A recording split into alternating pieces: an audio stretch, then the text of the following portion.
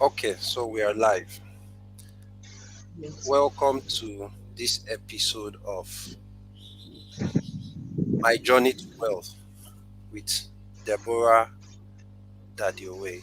So, Deborah, we're going to give our guest a few minutes to join the conversation before we actually start. So I hope that's fine with you.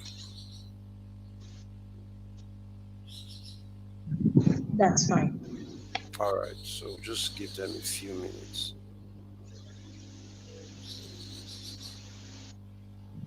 So, how's everything been? We can have our Very um, okay. So let's just give guest. I think there's one person already. okay.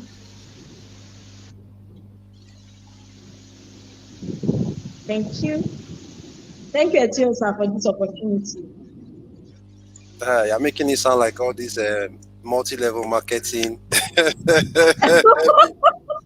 beg oh, We are not MLM. Before someone you say, are "I so think Bring two people. oh my goodness. It's strictly Your about two people will not bring two people. two people as I sound.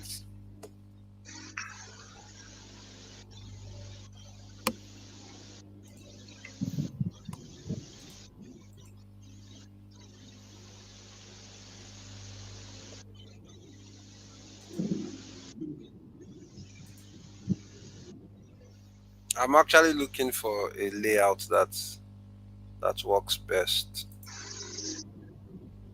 Okay. Yeah.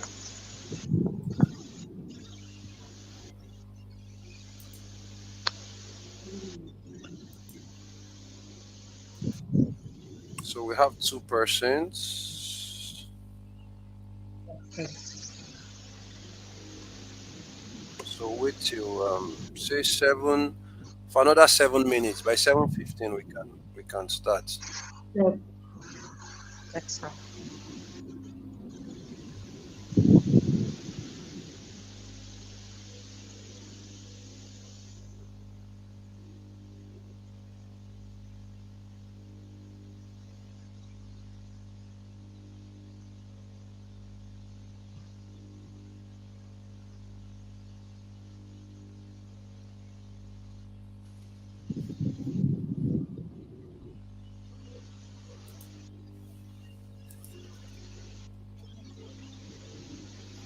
Hi, Mr. David. Good evening. Mr. Piri Bokiri Piri. Good evening. That's an interesting name. First time I'm seeing that name.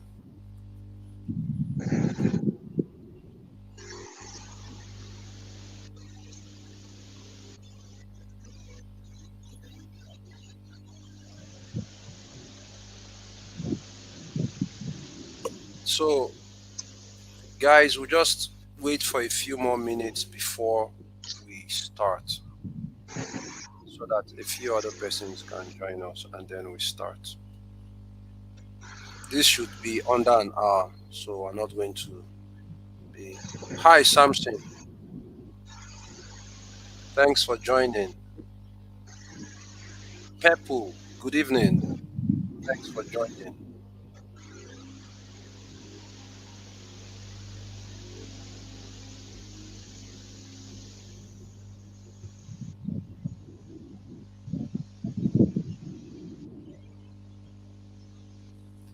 Zainab, good evening, Zainab. Thanks for joining.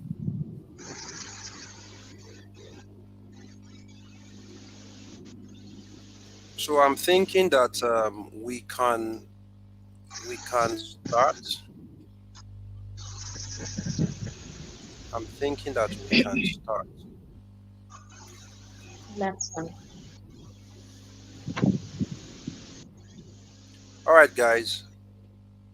Good evening if you are in West Africa, and good day from if you're in any other part of the world, welcome to this series of my journey to wealth. So basically, this is just a conversation with members of the money culture generational wealth lords, where they share their perspective and experience so far as as regards their journey to wealth, their investment journey, and what their experiences have been.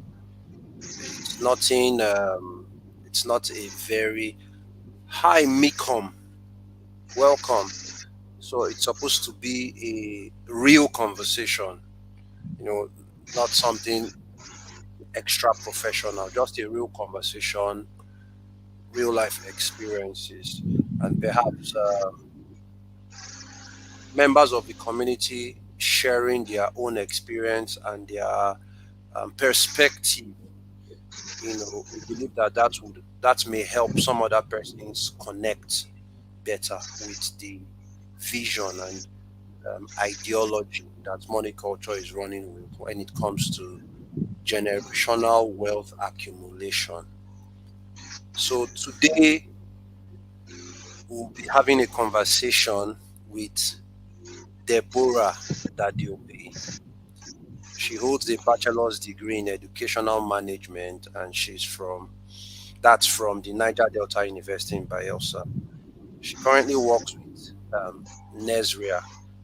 Debbie, you would help us with. Well, I know that Nesria is an acronym for something. Please help us Yes. with that. I can't remember. Okay, so it's National Environmental Standards and Regulations Enforcement Agency. It's a very long name. Okay. Yeah, I see, I see. Okay. So that's where Deborah works. So she basically works with the Nigerian federal government, if I'm not mistaken, right? Yeah, simply put. Okay. So she's been a senior administrative officer at Nesria for 10 years. And then she also serves as a youth pastor in her local assembly, where she provides counsel and leadership to young, vibrant youth. And she says that she's passionate about sharing her understanding and experience of investing with everybody. And frankly, apart from the fact that we're having this conversation publicly, over the years, Deborah has been um, very passionate about this entire thing. I think that amongst the many investors that manage their portfolios, Deborah is one of the persons that clearly sees not just the benefits of investing the way she has been doing with us since about 2015, right? It's that she sees the reason, the why behind it, the problems attaining financial freedom can solve. She understands that very well in her own way.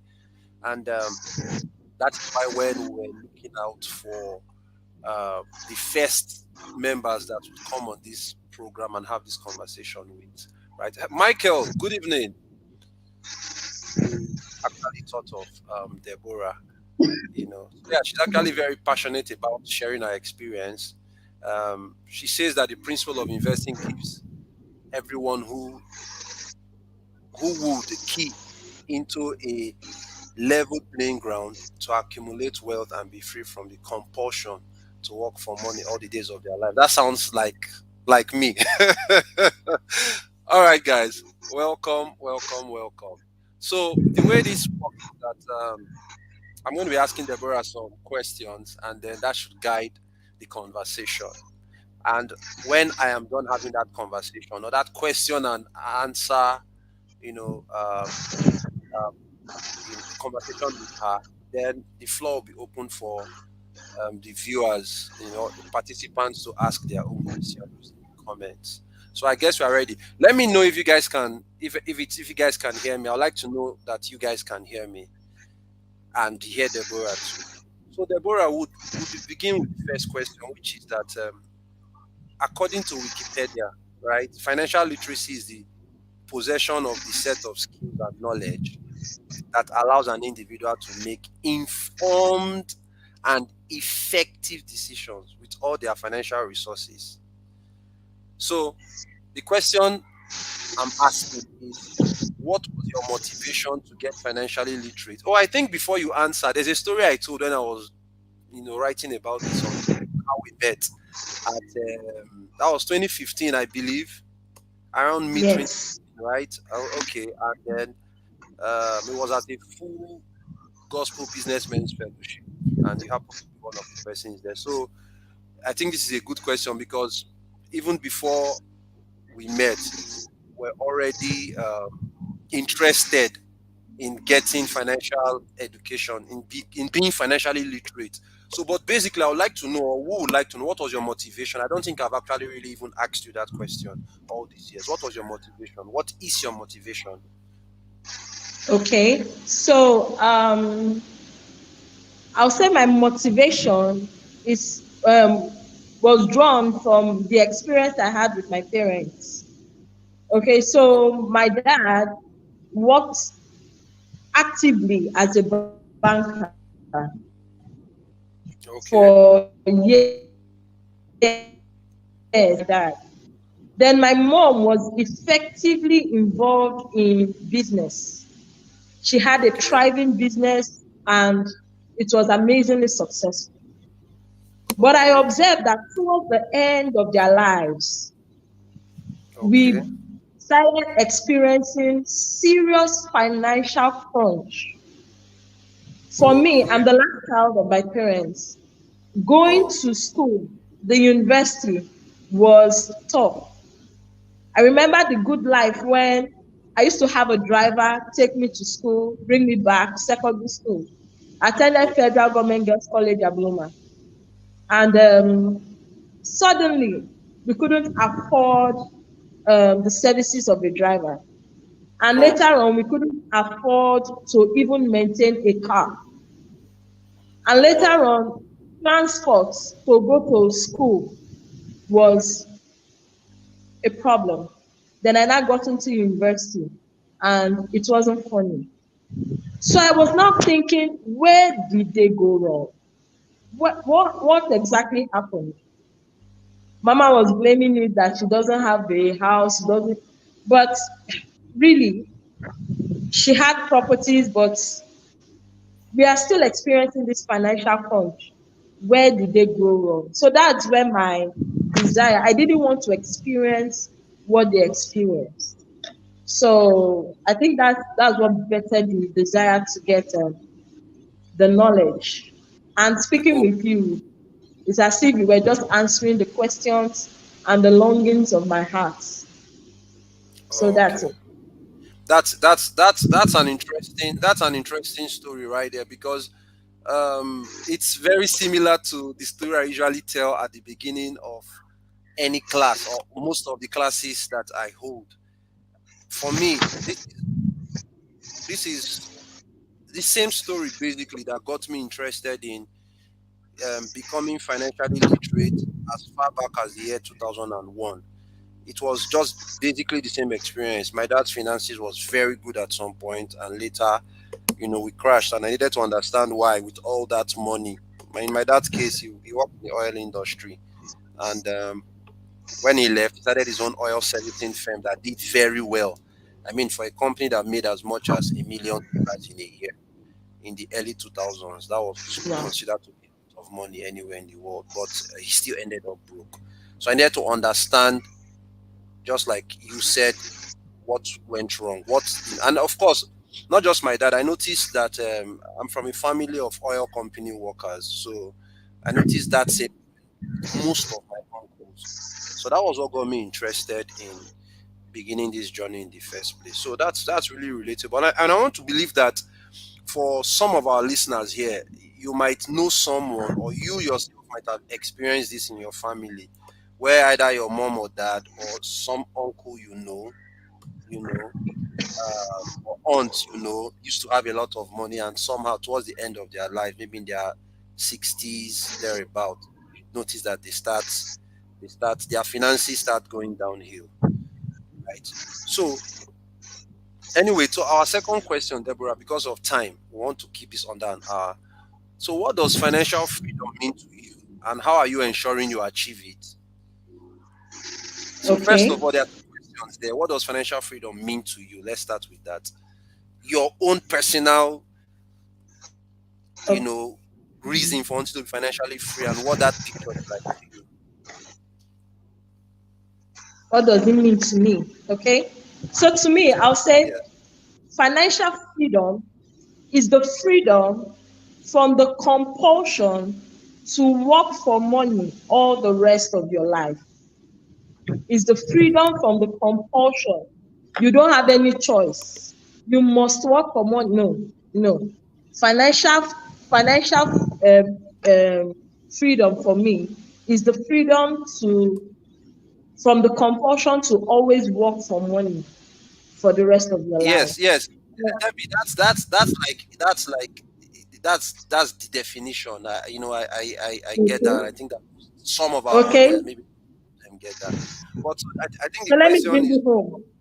yes, like a personal question to you. What do you Okay. when you are financially free? What are you going to Mhm. do? What's your life supposed to look like to you personally as Deborah? Wow. Wow. Yes, Okay. that's So why financial freedom. okay. So when I see myself like they mentioned, working in the ministry, being an effective minister of the gospel of God's grace, and being involved in church work, ministry work. Observe that a lot of people are there's an issue with money that doesn't give them the freedom to express themselves in ministry, and they are subject to manipulation because of money. So in my case now, I'll say financial freedom to me is being free to do what I want to do, which is effectively minister the gospel without any hindrance. Nobody will come and you can't manipulate me or condition me to change or not to say certain things because you're giving me money or something. I want the sincerity and the honesty with which I go into ministry to still be maintained.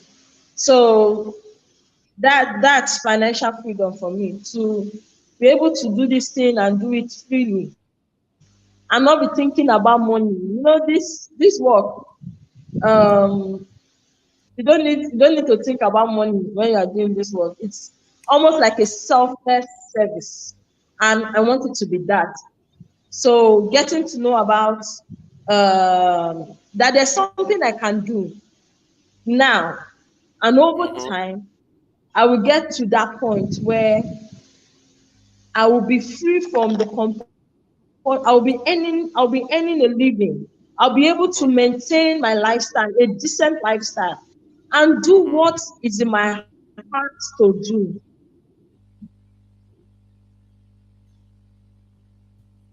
Excited. I usually compare it with the gospel. It's like free. You don't have to work for this thing. You just have to align with it. You just have to actively key. It's not a passive alignment like I know about investing. I was telling somebody the other day that your level of commitment to investing is um, synonymous with the knowledge you have about it. So if you don't understand it fully, it will reflect in your active participation in investing. But if you do understand it, it will show. It is by your actual doing it that you get to know the level of your understanding of the concept of investing and financial freedom. If you're not Oh, wow. participating in it, sorry, you know little or nothing. Oh, That's my that's opinion. Though. interesting. That's interesting. So I think that to should I say I should rephrase or recapture what you have just said. So the reason you are going for financial freedom is to be at a point later in your future where you are not, because you are not scared you are not lacking money. Money is always flowing to you. Therefore, you want to be a minister that is not afraid to say what needs to be said, because maybe there's Yeah. someone who you might offend, and that person is the one that supports you Mm. financially or supports your ministry financially. You want to be free of that.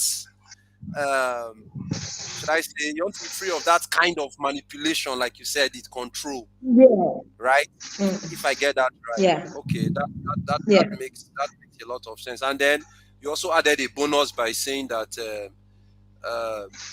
it is when people say they understand anything. In this case, we're talking investing, wealth accumulation.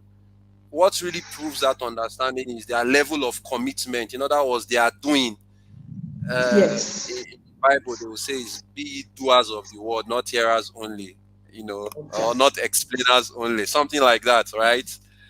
Okay, Yeah. so I think I get that really clearly, and it makes a lot of sense because for me too, I came to that realization, not in the light of you who wants to go into ministry. For me, it's being able to get to a point where I can begin to contribute in society in such a way that I'll be contributing in society, but I'll not be dependent on other people's monies. Just like we have one of the presidential candidates now who is doing all he can do using his. I heard he used his money, that Mr. Peter Obi, for all those helicopter trips around the country, his personal money. So, but if you have somebody funding you, the person may then be begin to dictate what and what you cannot do. So I think that being Exactly. financially free, apart from being able to maintain one's lifestyle, being able to leave a legacy for my children, it also gives you Yeah. that freedom to really contribute what is in your heart without Hearts. having to dance to anyone. I think there's a saying that the person who pays the piper dictates the tune, something Mm. like that. So Yes. I think I understand that part. That's a good one. So to the second part of that question, it's still one question we're looking at. There's a second part to that question. The second part of that question is that what are you doing? What are you doing to ensure that you achieve financial freedom? Okay. And how are you sure it's whatever you are doing will get you there? Okay. So I didn't just what I'm doing actively was brought to me by Etionsa, that's the host. And he explained that on my own, I will not be able to always work and sustain my lifestyle all through my life. That I can financially commit to others, my finances, that's financially commit to others, to other companies, my finances, and get my money to work for me through them by being part owners of their companies, by being part owners of their businesses. And when I do that, I'll reap the dividends or the benefits from such partnership. And that partnership will be able to sustain my lifestyle as it grows over the years. There's something called compound interest and all that as you commit, as I commit to being part owners of these businesses, I'll be able to enjoy their benefits. I'll be able to enjoy the benefits of my partnership with them. And that benefit now is what will sustain my lifestyle. So that's exactly what I'm doing. Every month or as I receive income, not necessarily every month, I commit a certain percentage to being part owners, a certain percentage of my income, to being part owners of these businesses. I will not be able to work these many jobs I will not be able to, I'm not such a money making expert that I'll be able to, until I mentioned comparative advantage, that there are certain persons that from now to tomorrow, you no go ever make money reach them. You will not be able, you are not that skilled. And I accepted the fact that it's true. These people are good in this thing. So carefully selected businesses that are being run by intelligent sets of human beings on every income I have, a certain percentage to being part owners of those businesses. And I've been doing it for a couple of years now. So, yeah. Debbie, it's not a couple of years. It's been quite a while. It's been 8 years, or almost 8 years, 7 years and some months. Yes, that's yeah, that's really commendable to have been at it. For this long. I wish we could talk about how much money you've invested and how much money you've received as income over the years, but Wow, it's that's private beautiful. information. I don't I don't know if they're not gonna kidnap you. That's your that's your private information, you know. Yeah. So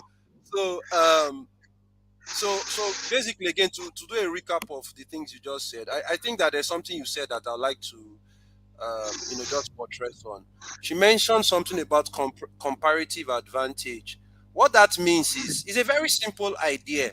So, if we are all given equal opportunities to make money in this world, right? We all will not be able to make the same amount of money. If $1 million is shared equally to everyone in the world, and say start with $1 million, after just 5 years, the world will redistribute itself to the way it currently is. The people who are the wealthiest will become the wealthiest again. The reason for that is not. I know some people think that it's because of geography where you live. Yes, all that might play a role. But even within your own geography, let's say if you are watching from Nigeria, they distribute 1 million naira each to everyone and say start again. The Dangotes will still become the Dangotes. The hotel dollars will become the hotel dollars. The reason for that is it's not necessarily the connections they have. It's in something called comparative advantage. It is that some people, just like some people come into this world and naturally from when they start playing football, if you go to a field, you see maybe 5 to 9 year olds playing football. You can pick out some of them who just seem to be naturally skilled at playing football. It's their own advantage that they have. Just like some other persons have the advantage when it comes to making money. So a lot of the things we use in our everyday life, there are a lot of those things we cannot make by ourselves because we don't have the skill to make them. So we usually go and do what we can do. And then we pay money for people to do those things for us. It could be from your shoes to your clothes, to even the food you have in your house. People have to go farm, to make that food available. So when it comes to making money, some people have should I call it the natural inclination to do business and do business very big. So if you are to leave everybody to do business or to try and make money, some people will stop at 10 million. Some will stop at 100 million naira and not be able to go beyond that. Some will get to 10 billion and others will get to 100 billion. So the idea of investing is that you are taking advantage of other people's skill, just like you already do anyway in the area of life where you consume. When you go and look for a good tailor to make your clothes, you are taking advantage of their skill. You could have as well bought a machine to be making your clothes by yourself and save yourself that money. You don't do that. You look for someone who does it very well and you give them money. So it makes sense too that you look for people who know how to make money, who have proven that they know how to make money very well. Look for a group of those kind of people and gradually be putting your money in their business. What that means that as they continue to make money, you continue to make money. So that's just to buttress that concept that she mentioned, which is the law of comparative advantage. So, Deborah, we have three more questions. So I'd like you to be, um, kind of fast with these. So okay, I think I should go for question 4 first, then I'll come to 3. You know that when initial time we met, you had something you wanted to do around real estate, right? And then there was that back and forth debating whether or Yeah. not you do the real estate or invest it Yeah. in businesses. And by the way, when we say invest the money in businesses, this is not a multi-level marketing thing. We're not buying products or selling. We're just buying stakes in businesses. We're buying shares in business. We're buying ownership in businesses. That's all it is. But the businesses are carefully selected. And then secondly, you are educated as to how this entire thing works, so that you know what you are doing, you know what to expect. So when you hear buying stake in business, that's what we mean. And remember, when we talk about real estate, every business exists on a piece of land. So if you buy ownership in a business, if you buy ownership in a farm, you are part owner of not just the land, but the activity, the productive activity that happens on the farm. So when I met Deborah, she was in some kind of corner, tight corner, you know, contemplating whether or not to put the money in the. So when we say real estate, it was just buying land as at that time, And just to be clear, we have nothing harmonic culture against people buying land, but it's just that we have a higher understanding of these things, so we tend to put everything in their place. So Deborah, from your experience now, and I think the experience of your colleagues who eventually bought the land. So what's your personal story? If you think real estate is a proper investment as per what investing really is, and what's your own story around that whole Mm. thing? Yes, please share. Okay. Okay. So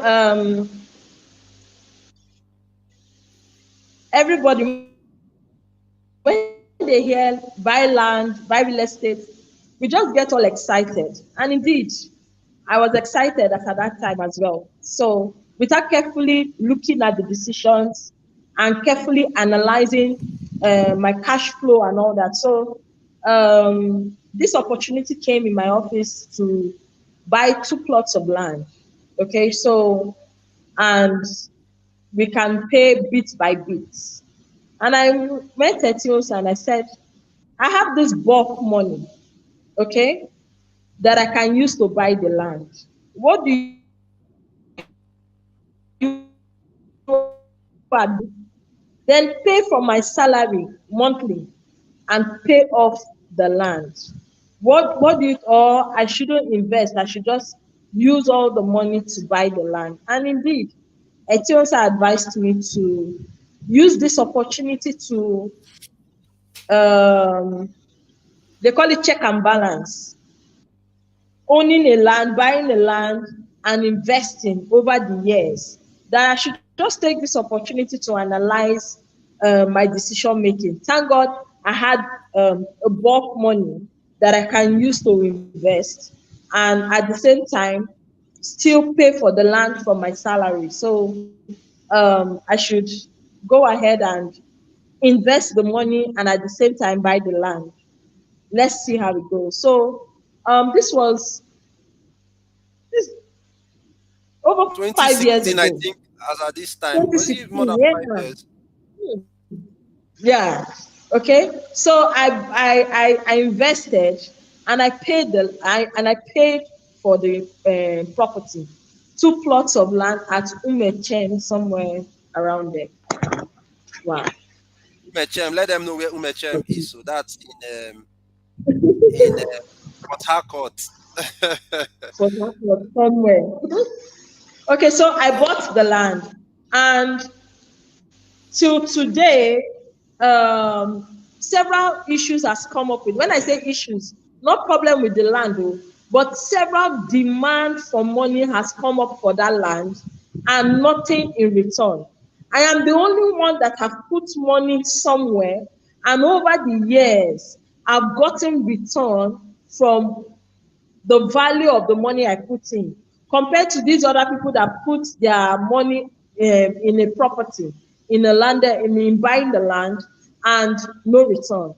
The other day they said that we should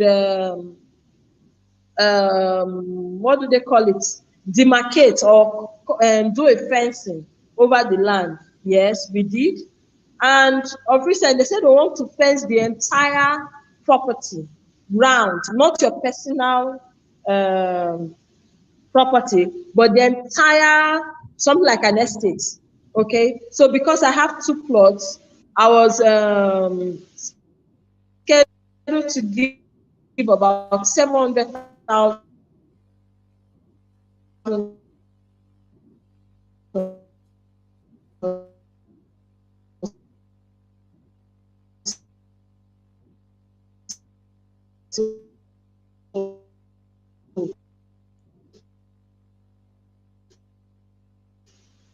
it's not to fence where in the land without any return. 5 naira wey wash, nobody has gotten from owning a property in that place. Rather, there's something you will do to protect it. Security, several things have been demanded to for people to put into the owning the property.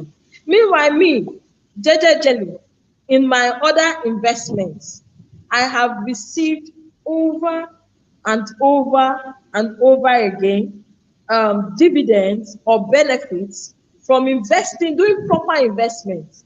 And not anybody can tell me the difference is clear. The difference is totally clear.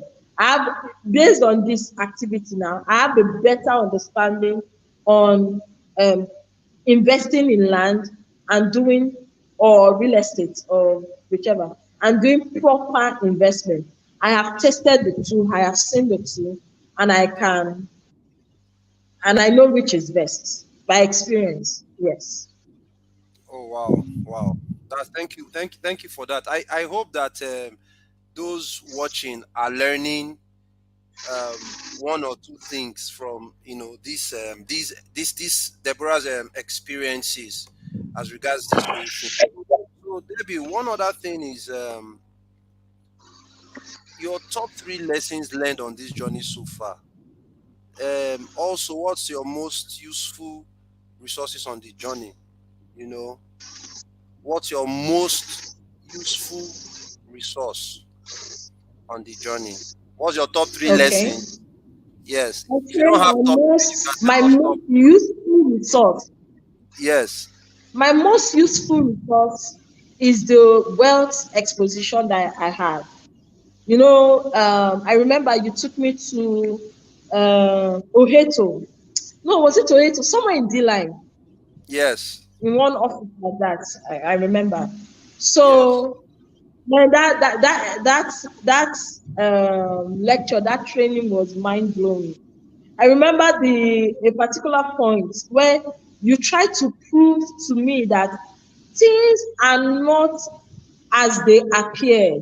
It's not always what you. There's a video you played to further portray this point that Yeah. things are not always as they appear.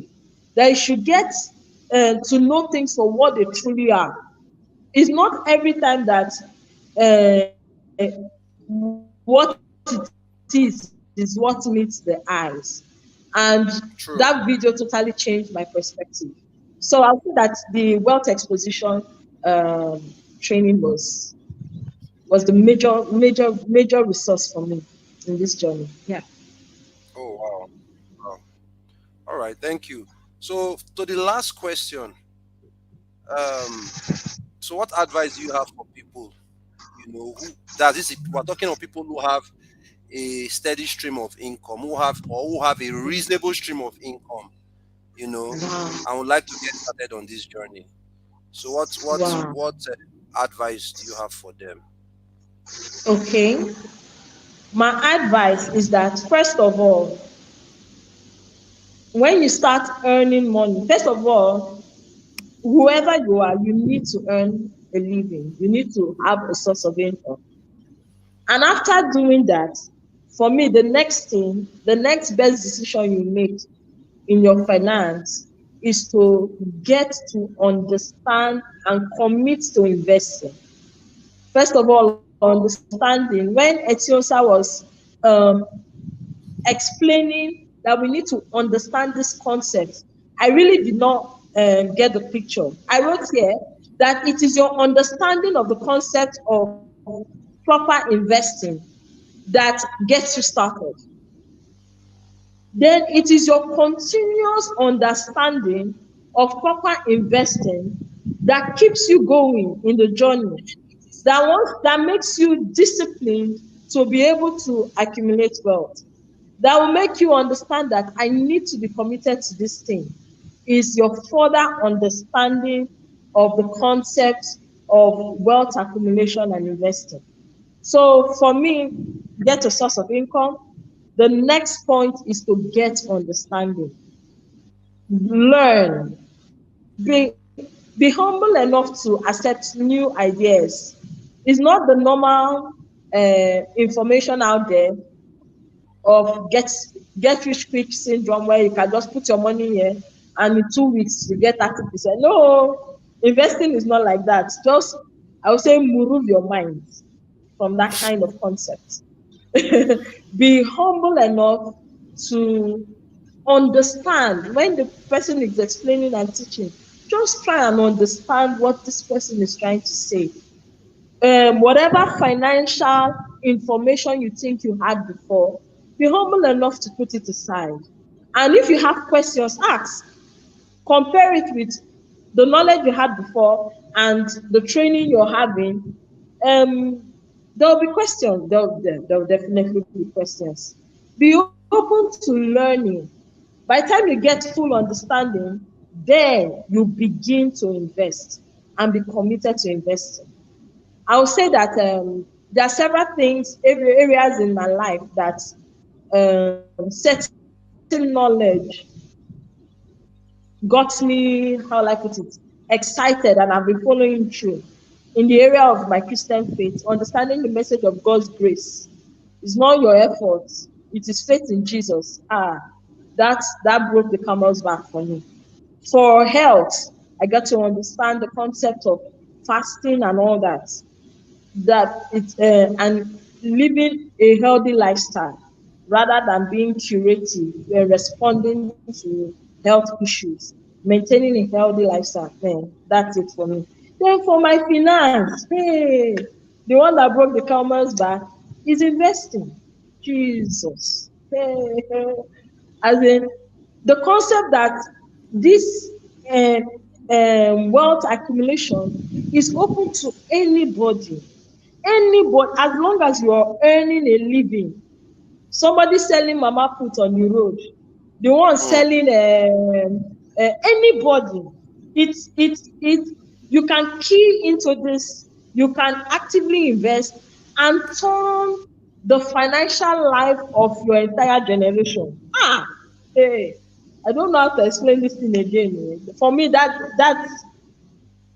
is it. That is it. Understand the concept, begin to earn a living, understand the concept of investing, and start investing. That's it. all right. Thank you very much, Deborah. And so to sort of um, summarize or add to what you just said is that there's something I learned in the years in my years of digging into this subject. It is one day when I realized that an asset, when people talk about asset, for example, Okay. an asset is not a thing, is a mindset. When you say Yeah. asset is a mindset. I also then realized that you become wealthy before you accumulate wealth. And it Yeah. is the understanding. So all that Solomon was saying when Solomon said wisdom is the principal thing, that you should get wisdom. He now said, but with all that you have got, purchase understanding. One day it dawned on me like a light shone in my mind that, oh, it is when I clearly saw the picture of what wealth was. That's the day I became wealthy. Everything that has been happening between that day and now is a manifestation of what I became by that light. Yeah. So I like to tell people that becoming wealthy is not about the things you've accumulated. It's about the light you have, the understanding you have. The clearer that understanding, the more solid the understanding is to you, the wealthier you are. So you become wealthy first, and then you accumulate wealth. The moment you don't have that understanding, and you are trying to get money and then so-called investments and all of that, it will not stay, because it's the understanding Yes. that keeps it. It's not activity. Mm. So Deborah, thanks for bringing that up. So I think that we have done very well with time. This is well under an hour. This is exactly 45 minutes. So we'll be open for questions now. So if you are watching and you have, well, I'm going to be taking only 5 questions if we get up to 5 questions. And please keep your questions short. Just one question, not two in one. I'll be expecting your questions now. If we wait for 1 minute and there's no question, we can bring this to an end. For those who are interested in the course or communicating with us at Money Culture, the links are in the comment, this video.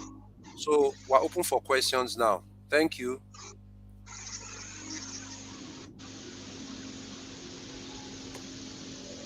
So does anyone have a question? And feel free to also let us know what you have learned, what new thing you have learned in this webinar.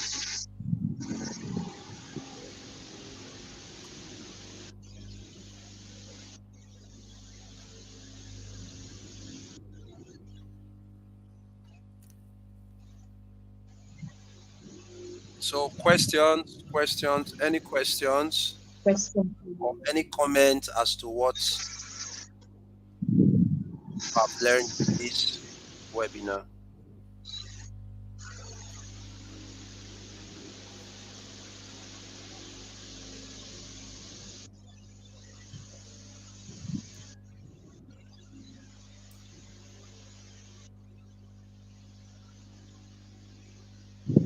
Okay, 40 seconds more. If there are no questions, we can wrap this up. We should ask question now, especially the Sometimes land issue. people genuinely don't have questions.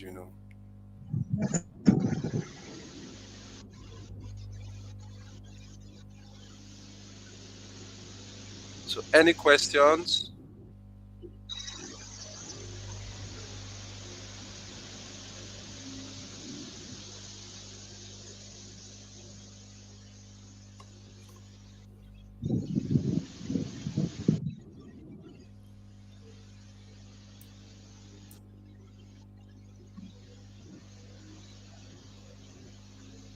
Okay, 20 seconds more, and then we'll be wrapping this. Is it that the concept is so abstract? Hope we're able to bring it home. I don't think it's that. Sometimes people genuinely don't have Okay. questions at the time. Okay. Okay, so there's one question from Mr. Effort Honorable. He's asking, he said, when you started, were you discouraged that you couldn't invest as much as you would have loved to? So Say it please again. answer that. When you started this journey, were you Yes. discouraged at some point that you could not invest as much as you would have loved to? Okay. Okay. Okay. So I won't say I was discouraged that I could not invest the way I observed that I could not invest the way I wanted to. And Okay. it was a motivation for me that that is reflecting in my level of understanding of the concept of investing. So when I saw that lapse in my commitment to investment, it encouraged me to get better understanding about the concept of investing.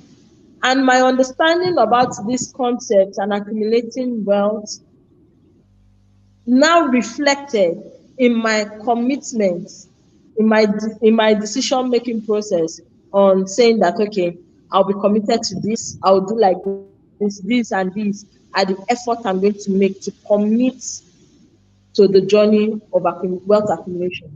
So I won't say I was discouraged. I just noticed that I wasn't investing the way I should, and I knew exactly what the root causes was.